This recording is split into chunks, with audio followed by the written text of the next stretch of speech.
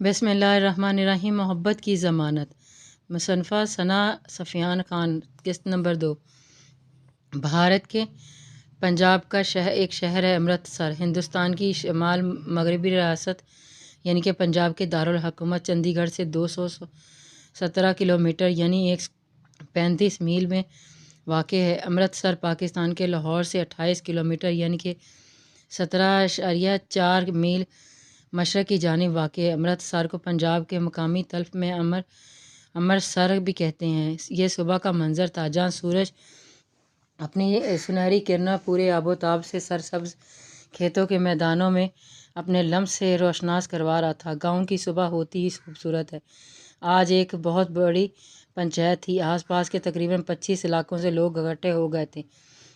آج انصاف پر مبنی فیصلہ ہونے والا تھا اور یہ فیصلہ کرنے والا تھا سردار اون عباس جعفری۔ سردار اون عباس جعفری اکھڑی مغرور ناک، کشیدہ پیشانی، بھوری آنکھیں، عنابی لب، 6 فٹ سے نکلتا قد، بے حد گوری رنگت والی لیکن چہرے پر چھائی سنجیدگی اسے متاثر کن بناتی تھی۔ 26 سالہ سردار اون عباس جعفری سفید کرتا شلوار پہنے، میرون چادر کندھوں پر ڈالے اپنی گاڑی سے نکل کر پنچایت تک پہنچا تھا۔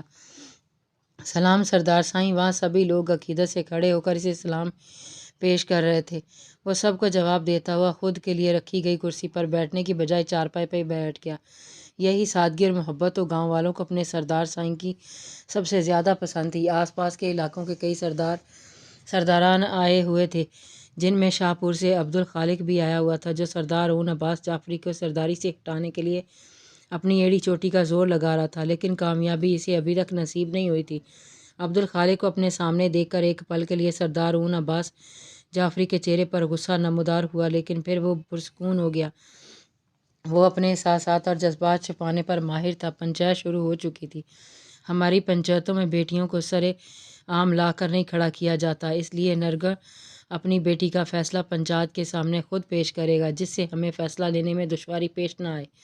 بیٹی کے باپ کو پہلا حق دلانے والا تھا سردار اون عباس جعفری۔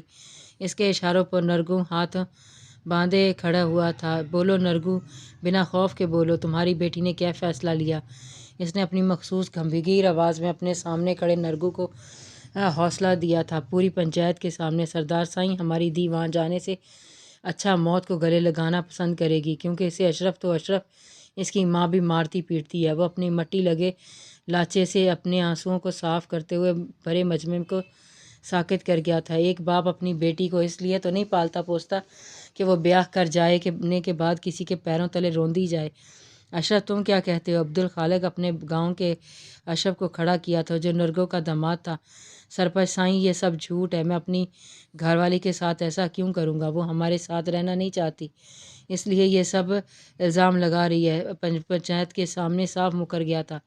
سردار اون عباس جعفری نے اس کی جھوٹی بات سن کر اپنے اشتعال کو دبا رہا تھا کیونکہ وہ جانتا تھا یہ 2 گاؤں کا فیصلہ ہے جسے بڑی باریک بینی سے کرنا ہوگا۔ سبھی سرپنچ کے مشترکہ رائے سے فیصلہ لیا گیا اشرف کو ایک موقع دیا جائے۔ نرگو، تمہاری بیٹی ہماری بیٹی، ہمارے علاقے کی ساری بیٹیاں ہماری بیٹیاں ہیں۔ پنچایت نے یہ فیصلہ لیا ہے کہ اشرف کو ایک موقع دیا جائے۔ نرگو، تم اپنی بیٹی کو کل شام 4 بجے رخصت کرو گے۔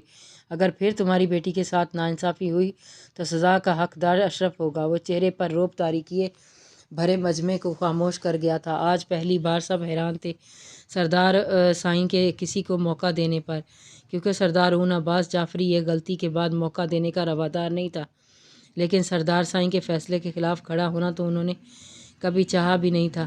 اس کی ایک آواز ایک بار پھر گونجی تھی، سب کو خاموش کروا گئی تھی۔ جسے بہو اور بیوی کے روپ میں باندی چاہیے وہ بیاہ نہیں کرے بلکہ اپنے لیے ایک باندی رکھ لے جو گھر کے سارے کام کرے۔ سن لو سبھی لوگ، سردار اون عباس جعفری کے گاؤں ہی نہیں اس علاقے کی عورتیں کسی کی نوکرانی یا زر خرید غلام نہیں ہیں جس کے ساتھ ناروا سلوک کیا جائے وہ مردوں کی شانہ بشان آن ہوتی ہیں۔ سردار اون عباس جعفری کے علاقے کی بیٹیاں ظلم پر خاموشی کی چادر اوڑھنا نہیں چاہتی بلکہ اس ظلم کے خلاف لڑنا جانتی ہیں۔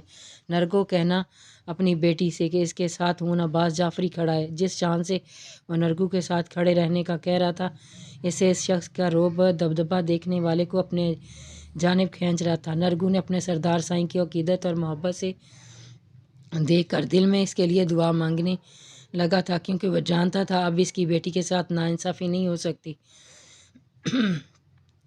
اس کے ساتھ ہی پنچایت کے برخاست ہونے کا اعلان ہوا۔ سبھی لوگ اپنے اپنے گھروں کو لوٹنے لگے تھے۔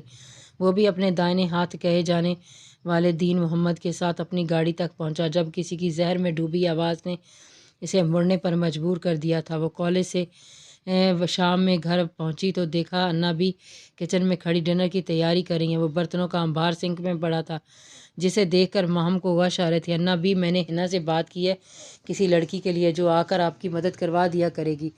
وہ یہاں کی مقامی لڑکی ہے، ابھی آتی ہی ہوگی، وہ ہنا سے کہہ کر انا بھی کے خیال سے کام کے لیے لگوا رہی تھی۔ دی، اس کی ضرورت تو نہیں ہے، کتنے کام ہوتے ہیں ہم دو لوگوں کے جو ہمیں کسی کو رکھنا پڑے۔ وہ کسی اور کو اپنے گھر آنے کا سن کر ہی پریشان ہو گئی تھی۔ ضرورت کیوں نہیں ہے انا بھی؟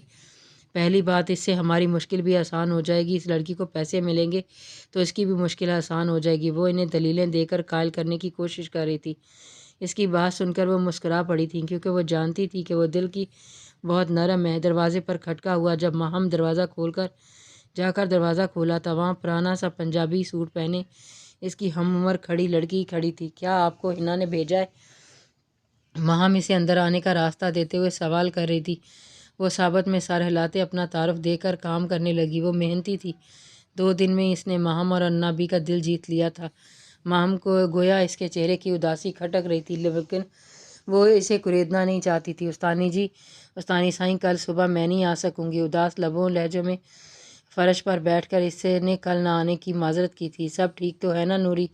میں دیکھ رہی ہوں تم بہت پریشان ہو۔ وہ بہت نرم دل تھی، اس سے کسی کی پریشانی دیکھی نہیں جا رہی تھی، اس لیے اس نے آج پوچھنا بہتر سمجھا تھا۔ استانی جی سائیں، کل ہمارے واسطے پنچایت ہے جس میں ہماری زندگی کا فیصلہ لیا جائے گا۔ وہ آنکھوں میں آنسو لیے سر کو جھکا گئی تھی۔ پہلے تو تم فرش سے اٹھو اور یہاں بیٹھو، اور دوسری بات، تمہارے واسطے پنچایت کیوں؟ وہ حیران ہوئی تھی اس کی باتوں سے۔ استانی جی، 1 سال پہلے ہمارا بیاہ شاہ پور میں ہوا تھا۔ جب سے ہم بیاہ کر گئے تب سے ہماری زندگی اجیرن کر دی گئی ان لوگوں نے، لیکن یہ بات ہم کبھی اپنے گھر پر نہ کہے۔ ہم سے کام تو پورا لیا جاتا تھا، لیکن کھانا ہمیں بس 1 وقت کا ملتا تھا، وہ بھی پورا نہیں۔ وہ خود بیتی داستان ایسے بتا رہی تھی جیسے کسی اور کی داستان سنا رہی ہو۔ یا اللہ، اتنا ظلم! ویسے تمہارا شوہر کچھ نہیں کہتا تھا؟ ماہم نے اس لڑکی کو دیکھا جو اتنی کم عمری میں اتنا کچھ سہا گئی تھی۔ شوہر؟ ہاں استانی جی، ہمارا مرد تو ہمیں روز آ کر مارتا تھا، پیٹتا تھا، کہتا تھا کہ ہم کسی اور کو۔ وہ شوہر کے نام پر کھوکھلی ہنسی ہنستے اسے ساکت کر گئی تھی۔ کیا کسی اور کو؟ وہ اسے چپ دیکھ کر پوچھ بیٹھی تھی۔ ہم کسی اور کو اپنے دل میں بسائے بیٹھے ہیں۔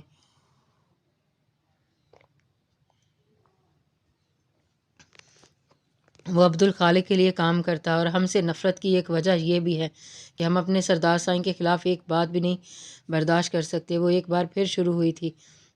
تم جانتی ہو نوری، ظلم کرنے والے سے بڑا ظلم سہنے والا ہوتا ہے۔ تم جب اپنوں کے بیچ واپس آ چکی ہو تو اب تم خود فیصلہ لو کہ تم کیا چاہتی ہو۔ اس کا اداس چہرہ دیکھ کر ملال کر رہی تھی۔ ہمارے یہاں خود فیصلے نہیں لیے جاتے، بلکہ جو پنچایت فیصلہ کرتی ہے ہم اسی کو مانتے ہیں۔ ہم آج ایک رات وہاں سے بھاگنے میں کامیاب ہو گئے استانی جی سائیں، اور جب ہم یہاں پہنچے تو وہ پنچایت بٹھانے لگا۔ کل پنچایت ہے استانی سائیں، کل ہماری زندگی کا فیصلہ لیا جائے گا۔ وہ گھر جانے کے لیے اٹھ کھڑی ہوئی تھی۔ اگر تمہارے حق میں فیصلہ نہیں ہوا تو اپنے حق کے لیے آواز اٹھاؤ گی، تم ایسا نہیں جاؤ گی۔ میں تمہارے ساتھ ہوں۔ اس کے کندھے پر ہاتھ رکھے تسلی سے دے رہی تھی۔ اس کے جانے کے بعد ماہم کتنی دیر تک سوچوں میں گم رہی تھی۔ اگلے دن کالج کے راستے پر گامزن تھی جب ہنا مل گئی تھی۔ ماہم نے اس سے نوری کی بات شروع کی تھی، جسے سن کر ہنا نے بتایا آج پنچایت تھی اور فیصلہ ہو چکا ہے۔ کیا فیصلہ لیا تمہارے سو کالڈ سردار سائیں نے؟ وہ غصے سے مٹھیوں کو بیچے پھنکاری تھی۔ یہ صرف سردار سائیں کا فیصلہ نہیں، بلکہ 25 سرپنچوں کا مشترکہ فیصلہ ہے کہ اشرف کو ایک موقع دیا جائے۔ ہنا اس کے غصے کو دیکھ کر پریشان ہوئی۔ یہ انصاف تو نہیں ہے نا، یہ تو سراسر ظلم ہے۔ ویسے یہ پنچایت ہو کہاں رہی ہے؟ وہ راستے پر کھڑی ہو گئی تھی۔ ماہم، یہاں بیٹیاں پنچایتوں میں نہیں جاتی۔ وہ اس کے ارادے کو سمجھ کر اس کو ٹھنڈا کر رہی تھی۔ اچھا، بیٹیوں کا فیصلہ ہو تب ٹھیک ہے، لیکن بیٹیاں پنچایتوں میں نہیں جا سکتی۔ واہ آفرین ہے، واہ بھئی، وہ اپنے ہونٹوں کو بیچے اپنے اشتعال کو کم کرنے کی کوشش کر رہی تھی۔ پنچایت وہاں ہو رہی ہے۔ حنا اس کا غصے سے خطرناک حد تک لال ہوتا چہرہ دیکھ کر پنچایت والی جگہ پر بتا کر کالج کے راستے پر مڑ گئی۔ ان ایک ہفتے میں ہی حنا جان چکی تھی کہ مام سکندر اپنے ارادوں کی بڑی پکی ہے، جاری ہے۔